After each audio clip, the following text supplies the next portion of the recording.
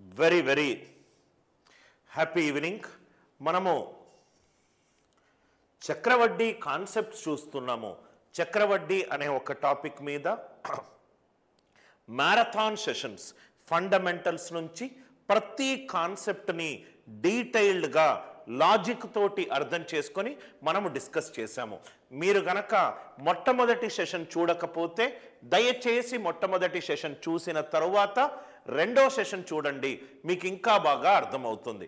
ఒక 2 నిమిషాలు మొట్టమొదటి సెషన్లో నేను ఏమేం డిస్కస్ చేశానో అది నేను చెప్తాను.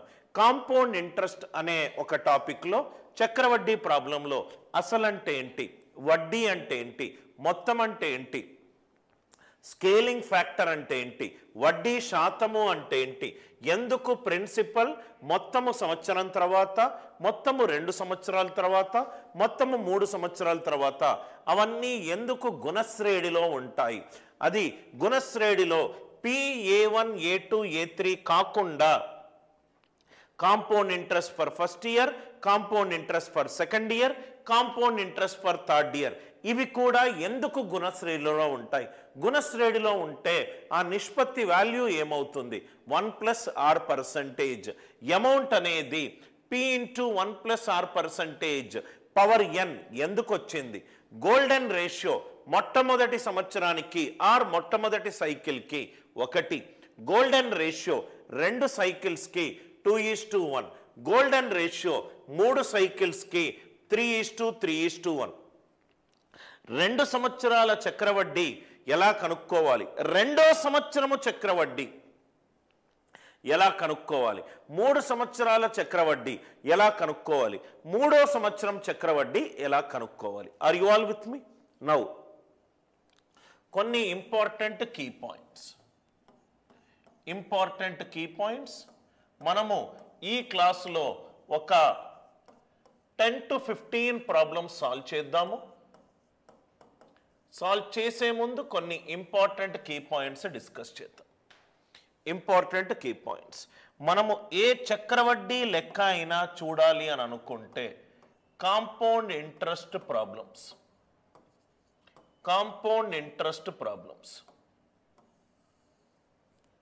మనము 2 రకాలుగా చేయొచ్చు. ఫస్ట్ థింగ్ ఏంటంటే యూజింగ్ ఆన్సర్ ఆప్షన్స్. సార్ నాకు ఆన్సర్ ఆప్షన్ యూజ్ చేసి ఎలా సాల్వ్ చెయ్యాలో అని కావాలి అని అనుకుంటే యూజింగ్ ఆన్సర్ ఆప్షన్స్లో చాలా మెథడ్స్ ఉన్నాయి. 1 by 1 ఆ మెథడ్స్ గురించి మనము డిస్కస్ చేద్దాం. మొట్టమొదటిది right most non zero digit method.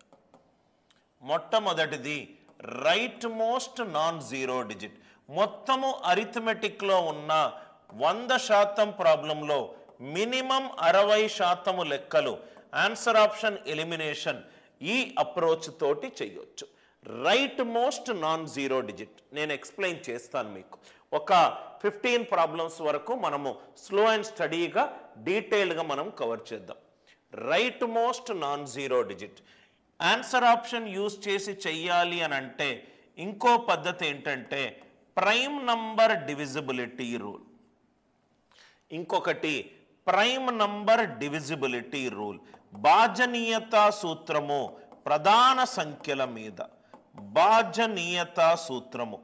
ప్రధాన సంఖ్య అనేది పేరుకు తగ్గట్టుగా అతి ప్రధానమైన సంఖ్య. మూడో approach digital sum.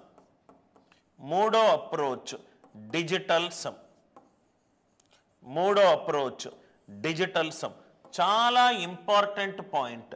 Digital sum ఎప్పుడు యూజ్ చేస్తాము, ఎప్పుడు యూజ్ చెయ్యము. వెన్ టు యూజ్ అని అంటే ఎప్పుడు యూజ్ చేస్తాము, వెన్ నాట్ టు యూజ్ ఎప్పుడు ఈ డిజిటల్ సమ్ని మనము యూజ్ చెయ్యము. వెన్ నాట్ టు యూజ్ ఎప్పుడు యూజ్ చెయ్యమంటే ఆన్సర్ ఆప్షన్లు అప్రాక్సిమేషన్ వాల్యూలు అయి ఉన్నప్పుడు, ఆన్సర్ అప్రాక్సిమేట్ వాల్యూస్ అయి ఉన్నప్పుడు మనము డిజిటల్ సమ్ యూజ్ చెయ్యము.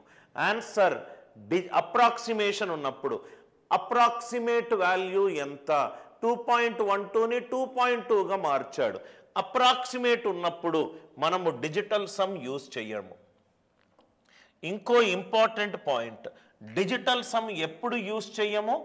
డిజిటల్ సమ్ న్యూమరేటర్ బై డినామినేటర్లో హారము గనక పవర్ ఆఫ్ 2 కాకున్నా, పవర్ ఆఫ్ 5 కాకున్నా, పవర్ ఆఫ్ 2 and 5 కాకున్నా, పవర్ ఆఫ్ 2 and 5 కాకుండా ఉన్నప్పుడు డిజిటల్ సమ్ యూజ్ చేయను.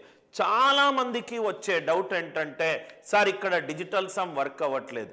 ఎందుకు వర్క్ అవ్వట్లేదు అనేది మీకు అర్థమవుతే ఎక్కడ యూజ్ చేయాలి, ఎలా యూజ్ చేయాలి, ఎందుకు యూజ్ చేయాలనే క్లారిటీ మీకు వస్తుంది.